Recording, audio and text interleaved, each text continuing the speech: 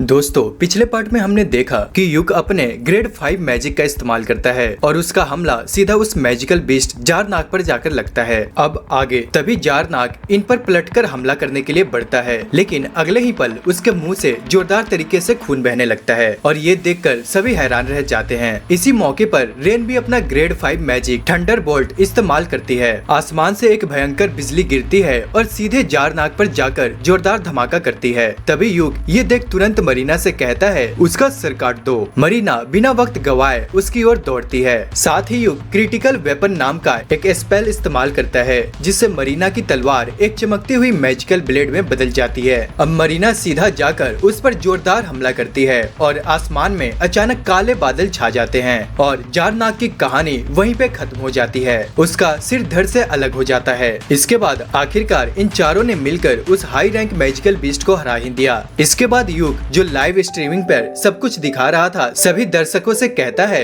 इस live streaming को देखने के लिए आप सभी का बहुत बहुत धन्यवाद। अब हम देखते हैं कि पूरे राज्य में हर जगह बस इन्हीं की लाइव स्ट्रीमिंग चल रही है। लोग इनकी तारीफों के पुल बांध रहे हैं और ये सब कुछ साइमन भी देख रहा होता है, लेकिन उसके चेहरे पे खुशी के बजाय जलन साफ झलक रही थी। दूसरी ओर युग ने इस लड़ाई में बहुत सारा माना खर्च कर दिया था और अब वे काफी थक चुका है, लेकिन इस जीत से लड़कियां बेहद खुश है। युग स्माइल करते हुए कहता है तुम तीनों ने बहुत अच्छा किया, लेकिन सुनो बाद में मैं तुम तीनों को एक लेक्चर दूंगा। इतने में रेन बोलती है लेक्चर तो मैं आपको दूंगी, आप हमें यहाँ से भगाकर खुद को बलिदान करने वाले थे है ना। अब युग थोड़ा हंसते हुए कहता है ठीक है, लेकिन मैं ये तो कहूँगा कि इस बार हम सिर्फ लक की वजह से जीत पाए। इतना सुनते ही तीनों लड़कियाँ उसे घूरने लग जाती है और वो भी बहुत ही खतरनाक अंदाज में। तभी हम देखते हैं कि एक बेहद ही खूबसूरत झील के किनारे ये तीनों लड़कियाँ नहा रही होती है, क्योंकि लड़ते झगड़ते इनकी हालत थोड़ी मैला कुचैला हो चुकी थी। तो युग ने खुद ही उन्हें जाकर कहा कि नहा लो और फ्रेश हो जाओ। इसी के साथ हमें एक फ्लैशबैक दिखाया जाता है 6 महीने पहले का, वो दिन जब युग को इन तीनों लड़कियों को ट्रेनिंग देने की जिम्मेदारी मिली थी। एक मिशन के दौरान शाम हो जाती है और वापसी के रास्ते में युग कहता है तुम तीनों आराम से इस टेस्ट को पास कर जाओगी, लेकिन खुद में थोड़ी सुधार की जरूरत है। फिर वो एक एक करके सभी को सलाह देता है सिल्क तुम कुछ ज्यादा ही केयरफुल हो जाती हो, कभी कभी रिस्क लेना भी जरूरी होता है। मरीना तुम हालातों को समझने के बजाय उन्हें नजरअंदाज कर देती हो और रेन तुम्हें खुद पर और कॉन्फिडेंस बढ़ाना चाहिए। फिर भी युग स्माइल करते हुए कहता है तुम्हारी काबिलियत देखकर मुझे यकीन है कि तुम सबको डी रैंक एडवेंचर का लाइसेंस जरूर मिलेगा। इसके बाद वो सभी मिलकर कैंप लगाने लगते हैं। मरीना कहती है कि डिनर वो बनाएगी और वो बनाएगी रैबिट सूप, क्योंकि थोड़ी देर पहले ही इन लोगों ने एक खरगोश का शिकार किया था। अब इन तीनों को इतने बढ़िया तालमेल से काम करता देख युग मन में सोचता है ये तीनों एक दिन जबरदस्त पार्टी बनेंगी, शायद थंडर बाइक से भी आगे निकल जाएं। मैं दुआ करता हूँ कि इनकी ये एडवेंचरस जर्नी हमेशा खुशियों से भरी रहे। अब वापस प्रेजेंट में युग अपने आप से कहता है मैंने कभी नहीं सोचा था कि मैं भी इनकी पार्टी का हिस्सा बन जाऊंगा। जिंदगी में क्या होगा इसका अंदाजा लगाना बहुत मुश्किल है। कुछ दिन बाद हम इन चारों को गिल्ड में देखते हैं, क्योंकि उन्हें गिल्ड मास्टर ने अर्जेंटली बुलाया है। युग सोचता है शायद ये जारनाग से जुड़ा हो, उस बीस्ट को हराने के लिए तो बी रैंक पार्टी ही चाहिए थी, लेकिन गिल्ड ने ये मिशन टी रैंक पार्टी को दे दिया था। अब गिल्ड मास्टर गुस्से में युग से कहते हैं मुझे सब डिटेल बताओ। युग शांति से जवाब देता है मैंने सब कुछ पहले से ही रिकॉर्ड किया है सर। मैं उस लाइव स्ट्रीमिंग की बात नहीं कर रहा, मैं जानना चाहता हूँ कि तुम्हारे विचार क्या है इस पूरे मामले पर। अब युग थोड़ा सीरियस होकर कहता है मिस्टर फेनवुड कृपया हम पर अपनी तीखी नजरों से दबाव मत डालिए, इससे ये तीनों डर रही हैं और अगर बात सिर्फ मुझसे करनी थी तो मुझे अकेले बुलाना चाहिए था ना। अब सब लोग बैठ जाते हैं और फेनवुड पूछते हैं तो बोलो युग तुम्हें क्या लगता है। युग सोचकर कहता है ये शायद ओवरफ्लो है और इसका तुरंत इन्वेस्टिगेशन होना चाहिए। ये सुनते ही मामर तुरंत एक इमरजेंसी इन्वेस्टिगेशन क्वेस्ट तैयार कर देती है। अब मरीना को कुछ समझ में नहीं आता, वो कहती है ये ओवरफ्लो क्या होता है। युग कहता है जब खतरनाक मॉन्स्टर्स डंजनों की गहराइयों से बाहर निकलने लगते हैं तो उसे ओवरफ्लो कहते हैं। ओह तो ये है ओवरफ्लो। दोस्तों ये सभी सिर्फ एक ही ओवरफ्लो के बारे में जानते थे, क्यों मैंने सही कहा ना। फिर गिल्ड मास्टर बताते हैं डंजनों के अंदर जो माना जमा होता है वही इन मॉन्स्टर्स को कैद रखता है और जब वो बैलेंस बिगड़ता है तब ओवरफ्लो शुरू होता है। लेकिन कभी कभी उन माना में दरारें पड़ जाती है और उन दरारों से मॉन्स्टर्स डंजनों से बाहर निकलने लगते हैं और अगर ये सच में हुआ तो ये सारे मॉन्स्टर्स चारों ओर तबाही मचाने लगेंगे। अब गिल्ड मास्टर सीरियस होकर कहते हैं इस इन्वेस्टिगेशन की जिम्मेदारी हम खुद लेंगे, लेकिन उससे पहले मैं आप सबसे माफी मांगना चाहता हूँ। आपको इतने बड़े खतरे से अकेले निपटना पड़ा। पर इन तीनों लड़कियों का जवाब सुनकर हर कोई हैरान रह जाता है। आप माफी मत मांगिए, क्योंकि युग हमारे साथ था, इसलिए हमें कोई दिक्कत नहीं हुई। अब गिल्ड मास्टर स्माइल करते हुए कहते हैं युग के अलावा तुम तीनों की भी काबिलियत गजब की है और इसी वजह से मैं तुम तीनों को सी रैंक में प्रमोट करना चाहता हूँ। और ये फैसला सिर्फ मेरा नहीं है, सभी गिल्ड ब्रांचेस ने ये मिलकर लिया है। आखिर तुम्हारी पार्टी में एक ए रैंक एडवेंचर भी तो है। तभी युग बीच में टोकता है, सॉरी पर मैं अभी भी बी रैंक हूँ। अब गिल्ड मास्टर स्माइल करते हुए कहते हैं मैंने अपनी आंखों से तुम्हें प्रिस्ट मिस्टिक मिसाइल का इस्तेमाल करते देखा है। ये एक ऐसा नया मैजिक है जिसे कोई और इस्तेमाल नहीं कर सकता, इसलिए कांग्रेचुलेशंस युग, आज से तुम एक ए रैंक एडवेंचरर हो। अब युग को तो यकीन ही नहीं होता, पर लड़कियां खुशी से झूम उठती है और इसी खुशी को मनाने के लिए वो सभी एक रेस्टोरेंट में पहुंच जाते हैं। मरीना और सिल्क चौंक कर पूछती है इतने सारे गोल्ड कॉइन्स, ये तो चमक रहे हैं। युग बताता है ये बी रैंक क्वेस्ट था, इसलिए रिवॉर्ड बड़ा है, साथ ही जारनाग की बॉडी को बेचकर भी अच्छा पैसा आया है। इसके बाद सिल्क पैसे गिनती है और कहती है अब हमारे पास इतने पैसे हैं कि हम अपना बेस खरीद सकते हैं और ये सब सिर्फ युग की वजह से हो पाया है, हम अकेले कभी भी ऐसा नहीं कर सकते थे। तभी युग स्माइल करते हुए कहता है अब मैं हमारी क्लोवर पार्टी का लीडर हूँ, इसलिए मैं जो भी कर रहा हूँ वो सिर्फ अपनी पार्टी के लिए कर रहा हूँ। हमने ये पैसे मिलकर कमाए हैं, इसलिए ये हम सबके हैं। अब चलो जश्न मनाते हैं। इसके बाद रात हो जाती है और रेन युग से पूछती है तुम्हारा सपना क्या है युग? अब जब हमारा पहला गोल पूरा होने वाला है तो हमें एक नया सपना सेट करना चाहिए।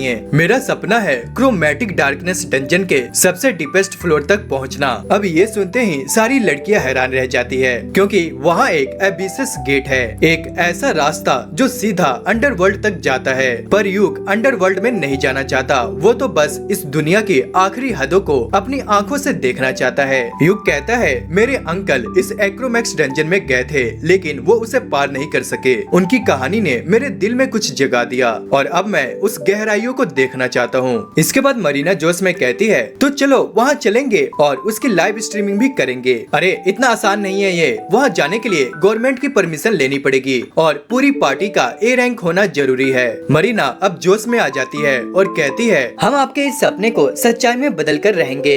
अब युग की आंखें उन तीनों को देखकर नम हो जाती है और वो कहता है ठीक है, एक दिन हम सब मिलकर एबिसिस गेट को देखेंगे। अब अगले दिन गिल्ड में बस क्लोवर पार्टी की ही बातें हो रही थी। उनकी नई लाइव स्ट्रीमिंग में वो एक कर्स्ड हैंड मॉन्स्टर से लड़ रहे होते हैं। सिल्क अपने मैजिक से उस हाथ को जकड़ लेती है, रेन लाइटनिंग मैजिक से उस पर हमला करती है और युग स्क्रॉल मैजिक से जमीन से नुकीले कांटे निकालकर उस हाथ में घुसेड़ देता है और उसके बाद ये चारों मिलकर उस डरावने कर्स को हरा देते हैं। और युग कैमरे की ओर देखकर कहता है हमारी लाइव स्ट्रीमिंग को देखने के लिए आप सभी का धन्यवाद। अब इनकी पार्टी दिन ब दिन बहुत ही ज्यादा पॉपुलर होती जा रही थी, लेकिन ये सब देखकर साइमन के दिल में जलन की आग जल रही थी। अब साइमन सोच में पड़ जाता है और कहता है मैं युग के बारे में सोचना भी नहीं चाहता, लेकिन हमारी पार्टी की हालत दिन ब दिन बिगड़ती जा रही है। जो भी नया मेंबर आता है टिकता नहीं और अब तो जेनी भी हमारे साथ ज्यादा वक्त नहीं बिताती। यहाँ तक कि जब ये लोग किसी मिशन पे जाते हैं तब जेनी के कारण इन्हें परेशानी होने लगती है। दूसरी ओर हम जेनी को देखते हैं जो एक अंधेरे कमरे में बैठी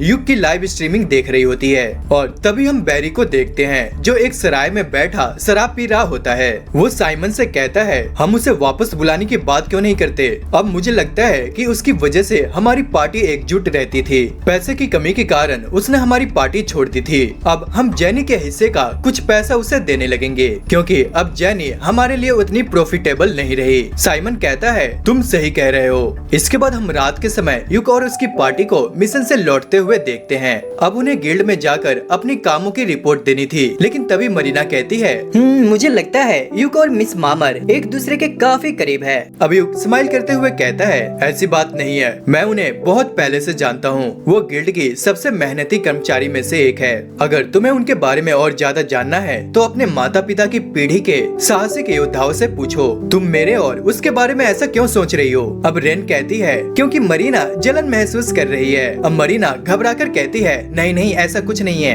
अब जैसे ही ये लोग लोग गिल्ड के पास पहुँचते हैं साइमन वहाँ पर आ जाता है। अब उन लड़कियों के जाने के बाद युग साइमन से पूछता है, तुम यहाँ क्या कर रहे हो? मैं तुमसे कुछ बात करना चाहता हूँ, चलो कहीं बैठकर शराब पीते हुए बात करते हैं। माफ करना, मैं बहुत थका हुआ हूँ। लेकिन तभी साइमन उसे रोककर कहता है, क्या तुम थंडर पाइक में वापस आना चाहोगे? देखो युग, मैं तुम्हें बचपन से जानता हूँ और तुम्हारे सपने को भी जानता हूँ। तुम हम सभी के साथ दुनिया के अंतिम कोने तक जाना चाहते थे, है ना? अगर तुम वापस थंडर पाइक आना चाहो तो मैं पूरी तरह से तैयार हूँ। माफ करना मेरे दोस्त, मैं अब उसमें रुचि नहीं रखता क्योंकि मैं अब क्लोवर पार्टी का नेता बन चुका हूँ। और वैसे भी तुम मुझे क्यों वापस बुलाना चाहते हो? तुमने तो कहा था कि तुम्हें मेरी जरूरत नहीं है। साइमन कहता है, नहीं, तुम्हारे बिना सब कुछ मुश्किल हो गया है, इसलिए मैं चाहता हूँ कि तुम वापस आ जाओ और अपनी जिम्मेदारियाँ दोबारा संभालो। वाह वाह, सही है। इतने समय तक मेरा अपमान करने के बाद तुम्हें लगता है कि मैं तुम्हारी बात मान लूंगा। बचपन की दोस्ती अपनी जगह है, लेकिन मैं अब थंडर पाइक वापस नहीं जाऊंगा। अब युग का बिहेवियर देखकर साइमन बहुत ही गुस्से में आ जाता है, लेकिन तभी उसकी नजर दरवाजे के पास छिपी साला पे पड़ जाती है। अब इन तीनों लड़कियों ने इनकी सारी बातें सुन ली थी। मरीना युग से चिपक कर कहती है, क्या तुम सच में हमें छोड़ दोगे? अब युग स्माइल करते हुए कहता है, नहीं, मैं तुम लोगों को छोड़कर कहीं नहीं जाऊंगा। अब मैं एक क्लोवर पार्टी का नेता हूँ और मैं इस पार्टी को छोड़कर कभी नहीं जा सकता। अब फिर से ये सभी मिलकर अपनी मिशन की रिपोर्ट देने के लिए युग को मिस मार्मर के पास खींचकर ले जाती है। इसके बाद युग सभी को बताता है कि उन्हें अर्थियन की ओर से एक डिमांड मिली है। दोस्तों, अर्थियन कोल्ट में मौजूद सबसे बड़ी इक्विपमेंट वर्कशॉप है और ये बहुत ही ज्यादा पॉपुलर है। इसके बाद युग उन्हें एक लेटर दिखाता है जिसमें लिखा होता है एक नए प्रकार की महिला योद्धाओं की शैली। युग बताता है, तुम तीनों को उनके नए बनाए गए एक कवच को पहनकर काल कोठरी में जाना होगा और राक्षसों से लड़ना होगा और ये सब लाइव स्ट्रीमिंग के माध्यम से दिखाया जाएगा ताकि उनके बनाए गए इक्विपमेंट्स का प्रचार हो सके। साथ ही अर्थियन द्वारा दिए गए जो कवच ये लड़कियां इस काल कोठरी में पहनेंगी, ये केवल प्रदर्शन के लिए नहीं होंगे बल्कि वही कवच इनके हो जाएंगे, यानी कि इन्हें कवच के साथ साथ पैसे भी दिए जाएंगे। इसके बाद हमें उस डंजन का दृश्य दिखाया जाता है और युग वहाँ पहले से ही पहुँच चुका होता है। दोस्तों, युग इस जगह पर पहले भी आया है जब वह थंडर पाइक पार्टी का हिस्सा हुआ करता था, यानी अपने शुरुआती दिनों में। फिर वहाँ तीनों लड़कियाँ नए कॉस्ट्यूम्स में आ जाती है। सबसे पहले हमें सिल्क का नया कवच दिखता है, फिर मरीना का और फिर रैन का। तीनों युग से पूछती है, हम इन कपड़ों में कैसे लग रहे हैं? युग स्माइल करते हुए कहता है, तुम तीनों बहुत ही प्यारी लग रही हो। ये सुनकर वो तीनों बहुत खुश हो जाते हैं। मरीना कहती है, हमें इन कवच के अलावा पैसे भी मिलेंगे। अर्थियन सच में कितने अच्छे हैं। युग कहता है, हाँ, लेकिन पहले हमें ये मिशन पूरा करना होगा और इस बार हम अपनी लाइव स्ट्रीमिंग नहीं करेंगे बल्कि इसका रिकॉर्डिंग अर्थियन को सौंपेंगे। इसके बाद वो सभी डंजन के फर्स्ट फ्लोर पर पहुंचते हैं। युग बताता है कि ये डंजन ज्यादा पुराना नहीं है और इसमें टोटल 4 फ्लोर है और इनका मिशन है अबन सिटी डंजन तक पहुंचना। अब मरीना उन्हें बताती है, अगर रस्सी के सहारे सीधा नीचे चले जाए तो जल्दी पहुंच सकते हैं। ये सुनकर युग जमीन से एक पत्थर उठाता है और नीचे फेंकता है,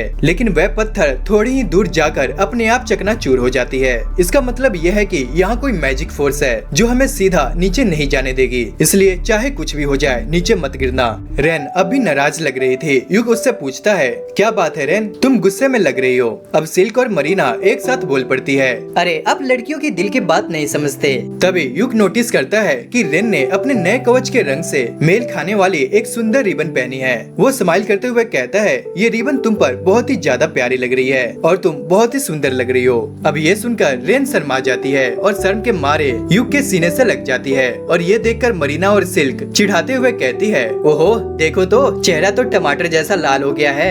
अब इसके बाद वो लोग सेकंड फ्लोर पर पहुंच जाते हैं। तभी युग को सामने एक ट्रैप दिखाई देता है। वह तुरंत अपनी स्टाफ जैसी डंडी निकालता है और उससे जाल को छूता है। इसके बाद चारों तरफ से नुकीले भाले बाहर आने लगते हैं। अगर कोई इसमें फंसता तो शायद बचना नामुमकिन था, लेकिन ये जाल देखकर वो तीनों लड़कियां डर जाती है। फिर वो सावधानी से इन भालों से बचते हुए दूसरी ओर निकल जाते हैं। रेन पूछती है, खाने में क्या है? अब युग स्माइल करते हुए कहता है, कुछ ऐसा जो तुम्हें बहुत पसंद है। अब मरीना मजाक उड़ाते हुए कहती है, ओहो सिर्फ रेन की पसंद का, मेरी पसंद का कुछ नहीं। अब इसके बाद उनके सामने कुछ ऑकर्स आ चुके थे। सिल्क गुस्से में कहती है, मैं इन पर अभी हमला करती हूँ, लेकिन युग उससे रोकता है और कहता है, सिल्क मुझे पता है ऑकर्स और एल्फ एक दूसरे के दुश्मन होते हैं, लेकिन अभी शांत रहो, ठीक है? लेकिन हम एक भी ऑक्स को जिंदा नहीं छोड़ेंगे। यहाँ टोटल 4 ऑक्स होते हैं और ये सभी लो रैंक के मॉन्स्टर्स हैं। हम पहले हमला करेंगे और सबको उनका काम समझा देता है। इसके बाद युग फिजिकल एन्चेंट का यूज करता है, जिससे इन चारों की फिजिकल एबिलिटीज काफी बढ़ जाती है। तभी रेन ग्रेड 5 की फायरबॉल जादू का यूज करती है। जैसे ही युग का स्पेल लगता है वो चारों ओर आग में जलने लगते हैं। तभी युग एक स्क्रॉल निकालता है और रॉक ब्लास्ट नाम का स्पेल कास्ट करता है और हवा में बड़े बड़े पत्थर आने लगते हैं और सीधे ऑक्स पर गिरने लगते हैं और इसी तरह 2 ऑक्स मारे जाते हैं। बाकी 2 ऑक्स पर युग पैरालाइज स्पेल का इस्तेमाल करता है। इसके बाद मरीना उन पर हमला करने जाती है और अपनी मैजिक ब्लेड से एक ऑर्क को बीच से काट देती है और आखिरी बचे हुए ऑर्क पर सिल्क फिर से तीरों से हमला करती है। इसके बाद मरीना उस पर फाइनल अटैक करके उसे खत्म कर देती है। अब ऑक्स के मरने के बाद युग उनकी लाशों के पास जाता है और वहाँ से एक स्टोन जैसी चमकती चीज उठाता है। तभी सिल्क युग से माफी मांगती है कि वो अपने गुस्से पर काबू नहीं रख पाई। युग स्माइल करते हुए कहता है, कोई बात नहीं, आखिर तुम एक एल्फ हो और ऑक्स तो एल्फ के जानी दुश्मन माने जाते हैं। इसके बाद मरीना युग को एक स्क्रॉल देती है जो उसे एक ऑर्क की बॉडी से मिला था। अब युग उस स्क्रॉल को ध्यान से देखता है और बताता है, भले ही ये थोड़ा फटा हुआ है लेकिन ये मेमोरेंडम ऑफ रिवोल्यूशन है। ये एक बहुत ही दुर्लभ आर्टिफैक्ट माना जाता है जो हिडन एबिलिटीज को अनलॉक कर सकता है। मैं इसे बेचने नहीं वाला बल्कि रिपेयर करवा कर अपने पास रखूंगा। इसके फिक्स होने के बाद ये तुम तीनों में से कोई भी यूज कर सकता है और जिसे भी ये मिलेगा या तो उसे कोई नई स्किल मिलेगी या फिर सेकंड जॉब। अब ये सुनकर सिल्क कहती है, तब तो मरीना के लिए ही बेस्ट रहेगा क्योंकि अभी उसके पास सिर्फ एक ही जॉब है। अब मरीना थोड़ी खुश होकर कहती है, क्या मुझे सच में कोई सेकंड जॉब मिल सकती है? क्योंकि टेम्पल के लोग कहते हैं कि क्लेरिक्स को सेकंड जॉब मिलना बहुत मुश्किल होता है। युग कहता है, चाहे सेकंड जॉब न मिले पर कोई हिडन एबिलिटी तो जरूर मिलेगी। मरीना कहती है, जैसे एक दुल्हन बनना। अब युग तुरंत कहता है, ये कोई एबिलिटी नहीं होती। इसके बाद वो लोग एक ट्रेजर बैग खोलते हैं और उसमें से निकलता है एक मैजिकल बैग और ये बैग रेन को दिया जाता है और वो इसे पाकर बहुत ही ज्यादा खुश हो जाती है और सभी लोग डिसाइड करते हैं कि अगली बार जब कोई ट्रेजर मिलेगा तो वो सिल्क को दिया जाएगा।